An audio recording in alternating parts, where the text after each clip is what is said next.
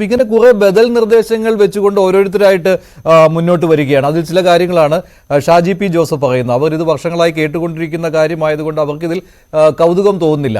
അത് മാത്രമല്ല, ഈ സുപ്രീം കോടതി നിയോഗിക്കുന്ന ഏത് സമിതിയാണെങ്കിലും അവിടെ കേരളത്തിന്റെ പ്രതിനിധികളായിട്ട് പോകുന്ന ആളുകൾ കളിക്കുന്ന ഡബിൾ ഗെയിമുകൾ, കോടതിയിൽ കളിക്കുന്ന ഡബിൾ ഗെയിമുകൾ, അതുപോലെ തന്നെ ഈ കോടതികൾക്ക് വെളിയിലും പൊതുസമൂഹത്തിന് മുന്നിൽ കേരളത്തിന്റെ ചില ആളുകൾ, കേരളത്തിന് അനുകൂലമായി നിൽക്കേണ്ട ചില വിദഗ്ധർ തന്നെ അവർ പരസ്യമായി നടത്തുന്ന അഭിപ്രായ പ്രകടനങ്ങൾ, അത് തമിഴ്നാട് സുപ്രീം കോടതിയിൽ പോയി കേരളത്തിലെ വിദഗ്ധർ തന്നെ ഇങ്ങനെ അഭിപ്രായപ്പെട്ടിട്ടുണ്ടല്ലോ എന്ന് പറയുന്നു. ഇതൊക്കെ കോടതി വിധികളെ സ്വാധീനിക്കുകയാണ്. അപ്പോൾ ഇവർക്കൊക്കെ ഈ മുല്ലപ്പെരിയാർ അണക്കെട്ട് സുരക്ഷിതമാണ് എന്നുള്ള ബോധ്യം എങ്ങനെയാണ് ഉണ്ടാകുന്നത്? നമുക്ക് ആർക്കും ഉണ്ടാകാത്ത ബോധ്യം ഇവർക്ക് എങ്ങനെ ഉണ്ടാകുന്നു? ഈ ജനങ്ങളുടെ സുരക്ഷിതത്വത്തെക്കുറിച്ച് എന്തുകൊണ്ട് ഇവർക്കാർക്കും ഒരു തോന്നലുണ്ടാകാതെ പോകുന്നത് എന്തുകൊണ്ടാണ്?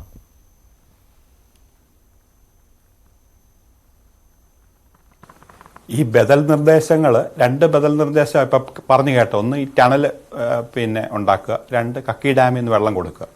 ഈ കക്കി ഡാമിൽ നിന്ന് വെള്ളം കൊടുക്കുന്നതിന് ഇന്നലെ ഒരു ചർച്ചയിൽ ഒരു ചീഫ് എഞ്ചിനീയറാണ് പറയുന്നത് അത് പ്രാക്ടിക്കലി പോസിബിൾ അല്ല. കാര്യം ഇത് മലയുടെ ഇക്കരെ സൈഡിലാണ് കക്കി ഡാം എന്ന് പറഞ്ഞത്. പിന്നെ കക്കി ഡാമിൽ നിന്ന് വെള്ളം കൊടുക്കുന്നതിന് വേറെ വലിയ ഡേഞ്ചറുണ്ട്. കക്കി ഡാം അത്ര വലിയ ഡാമല്ല, അത് 60 MC കപ്പാസിറ്റി ഉള്ള ഡാമാണ്. കക്കി ഡാമിൽ നിന്ന് വെള്ളം കൊടുത്താൽ, കക്കി ഡാമിൽ നിന്നുള്ള വെള്ളം എല്ലാം തമിഴ്നാട്ടിലേക്ക് പോയാൽ അതോടെ കുട്ടനാട് തീരും, കോട്ടയം തീരും, ആലപ്പുഴയുടെ പല ഭാഗങ്ങൾ തീരും, പത്തനംതിട്ട വളരെയധികം ബുദ്ധിമുട്ടിലേക്ക് പോകും. അപ്പം നമ്മൾ ഒരു പ്രശ്നം സോൾവ് ചെയ്യാനായിട്ട് മറ്റൊരു വലിയ പ്രശ്നം ഉണ്ടാക്കിയിട്ട് അതിൻ്റെ അകത്ത് വലിയ അർത്ഥമുണ്ടെന്ന് എനിക്ക് തോന്നുന്നില്ല. പിന്നെ ഈ ടണൽ വാദമാണ് പറയുന്നത്. ടണൽ വാദം 50 അടിയിൽ നിന്ന് ഒരു ടണൽ പണിത് തമിഴ്നാട്ടിലേക്ക് വെള്ളം കൊടുക്കാൻ. 50 അടിയിലൊന്നും വെള്ളമില്ല. കാര്യം ഈ വർഷങ്ങൾ പോകുന്നോറും ഡാമിൽ സിൽറ്റ് അടിഞ്ഞു കയറും, മണ്ണടിഞ്ഞു കയറും. അപ്പോൾ 50 അടിയിലൊന്നും കാര്യമായിട്ട് ഒരു വെള്ളവുമില്ല. ഏതായാലും ഇതിൻ്റെ അകത്ത് ഷാജി പി ജോസഫ് പറഞ്ഞത് തന്നെയാണ് ശരി. ഇത് ഞാനോ അല്ലെങ്കിൽ ഇവിടെ ഇരുന്ന് ഈ കക്കിവാദവും തണൽവാദവും ഒന്നും അവരൊന്നും ശാസ്ത്രീയമായിട്ട് പഠിച്ചിട്ട് പറയുന്നതാണെന്ന് എനിക്ക് തോന്നുന്നില്ല. ഇത് നമ്മളിത് പറഞ്ഞിട്ട് കാര്യമില്ല. ഇത് എക്സ്പേർട്സ് വരട്ടെ. ഇപ്പം എനിക്ക് എൻ്റെ കോടതി കേസിലൊരു വിധി കിട്ടിയിട്ടുണ്ട്, എക്സ്പേർട്സിനെ കൊണ്ട് ഒരു കോംപ്രിഹെൻസീവ് സേഫ്റ്റി വാല്യൂഷൻ നടത്തണമെന്ന്. അവർ പഠിക്കട്ടെ.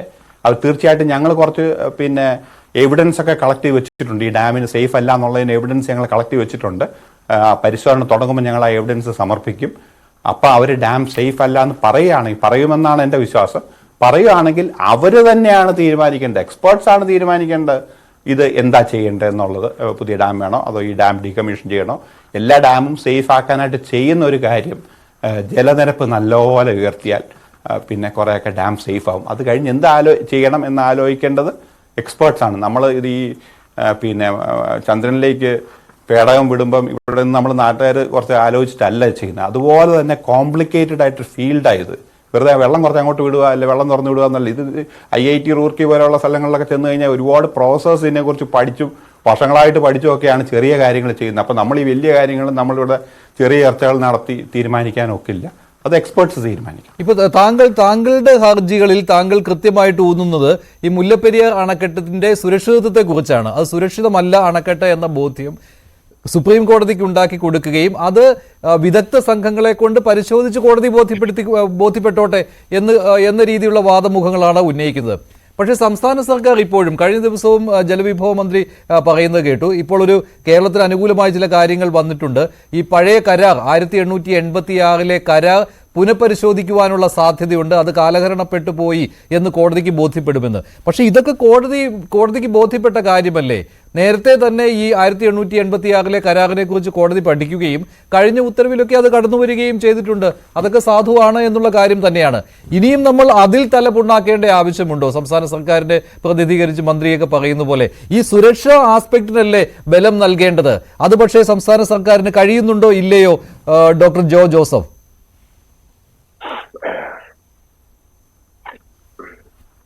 സുരക്ഷാ ആസ്പെക്റ്റിന് തന്നെയാണ് നമ്മൾ ഊന്നൽ കൊടുക്കേണ്ടത്, അതിനൊരു സംശയമില്ല. പക്ഷേ ആ ലീസ് ഡീഡ് പുനഃപരിശോധിക്കാനായിട്ട് സർക്കാർ എടുക്കുന്ന നടപടി സ്വാഗതാർഹമാണ്. കാര്യം എന്ന് പറഞ്ഞു കഴിഞ്ഞാൽ ഇത് ശരിയാണ്, 5 അംഗ കോൺസ്റ്റിറ്റ്യൂഷൻ ബെഞ്ച് ഈ ലീസ് ഡീഡ് നിലനിൽക്കും എന്ന് കണ്ടുപിടിച്ചാണ്. എങ്കിൽ കൂടെ അതിനൊരു അറ്റംപ്റ്റ് നടത്തുന്നതിൽ തെറ്റില്ലെന്നാണ് എൻ്റെ വിശ്വാസം. കാര്യം ഇതിനകത്ത് പല ആസ്പെക്ട്സ് ഉണ്ട്. അതിൽ ഒരു ആസ്പെക്ട് എന്ന് പറഞ്ഞാൽ ആർട്ടിക്കിൾ 7(1)(b) എന്ന് പറഞ്ഞൊരു ആർട്ടിക്കിൾ അനുസരിച്ച് ഈ പഴയ കരാറുകളെല്ലാം പിന്നെ റദ്ദ് ചെയ്തിരുന്നു എന്ന് പറഞ്ഞൊരു ആർട്ടിക്കിൾ ഇന്ത്യൻ കോൺസ്റ്റിറ്റ്യൂഷനിലുണ്ട്. അത് സുപ്രീം കോടതി പരിശോധിച്ചപ്പോൾ സുപ്രീം കോടതി പറഞ്ഞത് അത് പഴയ കരാറുകൾ എന്ന് ഉദ്ദേശിക്കുമ്പോൾ പൊളിറ്റിക്കൽ കരാർ മാത്രമാണെന്നാണ് സുപ്രീം കോടതി പറഞ്ഞത്. അത് അവർ വളരെ വിശദമായിട്ട് പഠിച്ച് തന്നെ പറഞ്ഞു. ഞാൻ അതിൻ്റെ അകത്ത് വലിയ തെറ്റുണ്ടെന്നൊന്നും പറയുന്നില്ല. പക്ഷെ അങ്ങനെയുള്ള കാര്യങ്ങൾ പൊളിറ്റിക്കൽ കരാർ മാത്രമേ ഉള്ളൂ അതോ പിന്നെ വേറെ എന്തെങ്കിലും ഉണ്ടോ എന്ന് പരിശോധിക്കുന്നതല്ല. ഇപ്പൊ ലീസ് ഡീഡ് ഒന്നുകൂടെ പുനഃപരിശോധിക്കുന്നത്. പക്ഷേ 2014 ഉത്തരവിൽ കൃത്യമായിട്ട് 2014 ഉത്തരവ് വായിച്ചു നോക്കുമ്പോൾ അതിനകത്ത് കൃത്യമായിട്ട് ഈ 1970-കളിൽ അച്യുതമേനോൻ മന്ത്രിസഭയുടെ കാലഘട്ടത്തിൽ ഇത് കരാർ പുതുക്കിയതിനെ കുറിച്ച് കൃത്യമായിട്ട് വാദം നടന്നിട്ടുണ്ട്. അപ്പോൾ കോടതിയുടെ മുന്നിൽ അത് വന്നു കഴിഞ്ഞതാണ് ഭരണഘടനാ ബെഞ്ചിന്റെ മുന്നിൽ. അത് തീർച്ചയായിട്ടും ശരിയാണ്. അത് ഞാൻ മഞ്ജുഷ പറയുന്നതിനോട് പൂർണ്ണമായിട്ട് യോജിക്കുന്നു. എങ്കിലും അതൊന്ന് അജിറ്റേറ്റ് ചെയ്ത് എന്തെങ്കിലും സാധ്യതയുണ്ടോ നോക്കുന്നത് നല്ലത് തന്നെയാണെന്നുള്ള എൻ്റെ അഭിപ്രായം. ശരി, താങ്കൾ ഒരു പുതിയ ക്യാമ്പയിൻ തുടങ്ങുന്നതിനെ പറ്റി പറഞ്ഞിരുന്നു. അതൊന്നുകൂടി വ്യക്തമാക്കാമോ? എന്ത് തരം ക്യാമ്പയിനാണ്? പലതരത്തിലുള്ള ക്യാമ്പയിനുകൾ സോഷ്യൽ മീഡിയയിൽ പരക്കുന്നുണ്ട്, ഒപ്പ് ശേഖരണം നടക്കുന്നുണ്ട്. ഇതൊക്കെ പല വഴിക്കുള്ള കുറെ സമര രീതികൾ എന്ന് തന്നെ അതിനെ വിശേഷിപ്പിക്കാം. താങ്കൾ എന്താണ് ഈ ക്യാമ്പയിൻ കൊണ്ട് ഉദ്ദേശിക്കുന്നത്? അല്ല, ഞാൻ ഈ ക്യാമ്പയിൻ ഉദ്ദേശിച്ചത് ഇപ്പം അത്യാവശ്യമായിട്ട് അർജന്റായിട്ട് ചെയ്യേണ്ട കാര്യം ജനങ്ങളുടെ ആശങ്ക അകറ്റുക എന്നുള്ളതാണ്. അത് അകറ്റിയേ പറ്റുള്ളൂ. ഇവിടെ എവിടെ ചെന്നാലും ഇത് തന്നെയാണ് ചർച്ച. ജനം വളരെയധികം പേടിച്ചിരിക്കുകയാണ്. ആ ആശങ്ക തൽക്കാലത്തേക്കെങ്കിലും മാറ്റാനായിട്ട് പിന്നെ എന്തെങ്കിലും ഒരു സംവിധാനം വേണം. ഇടുക്കി MP ഡീൻ കുര്യാക്കോസും ഞാൻ അദ്ദേഹം വളരെയധികം സപ്പോർട്ട് ചെയ്തിട്ട ഒരാളാണ്. ഞാൻ അദ്ദേഹമായിട്ടൊന്ന് സംസാരിച്ചിട്ട് തൽക്കാലത്തേക്കെങ്കിലും ജനങ്ങൾക്ക് ഈ ഭയം മാറാൻ ഒരു 2 ദിവസമെങ്കിലും ഓരോ ഈ MLA-മാർ അവിടെ താമസിച്ച് ഈ വള്ളക്കടവിലോ അല്ലെ പിന്നെ വണ്ടിപ്പെരിയാറോ താമസിച്ച് ജനങ്ങൾക്ക് ഒരു കോൺഫിഡൻസ് കൊടുക്കട്ടെ. അല്ലാതെ ജനങ്ങൾ വിചാരിക്കുന്നത് എന്താണ്, MLA-മാരെല്ലാം തിരുവനന്തപുരത്താണ് അല്ലെ വേറെ എവിടെയെങ്കിലുമാണ്. അതുകൊണ്ട് പിന്നെ അവർക്ക് അതിനകത്തൊരു ഇതില്ല. ഇപ്പം അത്യാവശ്യമായിട്ട് വേണ്ടത് ജനത്തിന് കോൺഫിഡൻസ് കൊടുക്കുക. അല്ലെങ്കിൽ ഇത് ഒരു ഫിയർ സൈക്കോസിസിലേക്ക് പോവുകയാണ്. ഇപ്പം ഉള്ള ഒരു ഡിമാൻഡ് എന്ന് പറഞ്ഞാൽ കേരളത്തിലെ എല്ലാ ഡാമുകളും, മുല്ലപ്പെരിയാറല്ല എല്ലാ ഡാമുകളും ഡീകമ്മീഷൻ ചെയ്യണമെന്നാണ്. അപ്പം അങ്ങനെ പോകാതെ സർക്കാർ നോക്കണം. അല്ല, ഡീകമ്മീഷനിങ് എന്നുള്ള കാര്യം ഇപ്പോൾ പൊടുന്നനെ സാധിക്കുന്ന ഒന്നാണെന്ന് താങ്കൾ എന്തായാലും കരുതുന്നില്ലല്ലോ അല്ലേ? ഈ ഒരു ആവശ്യം നമുക്ക് ഉന്നയിച്ചുകൊണ്ടേ ഇരിക്കാം എന്നുള്ളതല്ലാതെ തമിഴ്നാടിന് അനുകൂലമായിട്ട് കോടതി വിധി നിൽക്കെ അങ്ങനെ ഒരു കാര്യത്തിലേക്ക് പോകുവാനായിട്ട് നമ്മൾ ആത്മാർത്ഥമായിട്ട് പറയുകയാണെങ്കിൽ അത് ബുദ്ധിമുട്ടുള്ള കാര്യം തന്നെയല്ലേ? അത് തീർച്ചയായിട്ടും ഡീകമ്മീഷനിങ് ഒന്നും ഉടനെ നടക്കുകയില്ല. പിന്നെ കോടതി വിധികളും സമയമെടുക്കും. പിന്നെ തമിഴ്നാടുമായിട്ട് ചർച്ച നടത്താം. ഞാനിപ്പോൾ പറഞ്ഞത് അത്യാവശ്യമായിട്ട് ജനത്തിന് വേണ്ട കോൺഫിഡൻസ് ആണ്. അപ്പോൾ അത് പിന്നെ MLA-മാരും സർക്കാരും ഒക്കെ ഉയർത്തെണീറ്റ് അവർ ഈ ഡാം സേഫ് ആണെന്നുള്ളത് അവർ ബോധ്യപ്പെടുത്തട്ടെ. അതിന് ഏറ്റവും നല്ല മാർഗ്ഗം അതിൻ്റെ അടിയിൽ കുറച്ച് പേര് പോയി നിൽക്കുക എന്നുള്ളത് തന്നെയാണ് എന്ന് എൻ്റെ അഭിപ്രായം.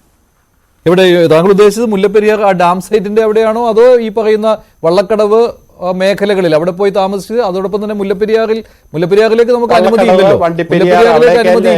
അവിടേക്കല്ലേ അവർ കോൺഫിഡൻസ് കൊടുക്കണം. ജനങ്ങൾ താമസിക്കുന്ന സ്ഥലങ്ങളിൽ, ജനവാസ മേഖലകളിൽ ഇല്ല. വള്ളക്കടവ്, വണ്ടിപ്പെരിയാർ ആ ഏരിയയില് ജനവാസ മേഖലയിൽ അത് ജനങ്ങളിലേക്ക് ഇറങ്ങി വരട്ടെ. ക്യാമ്പയിൻ നിർദ്ദേശം നൽകുക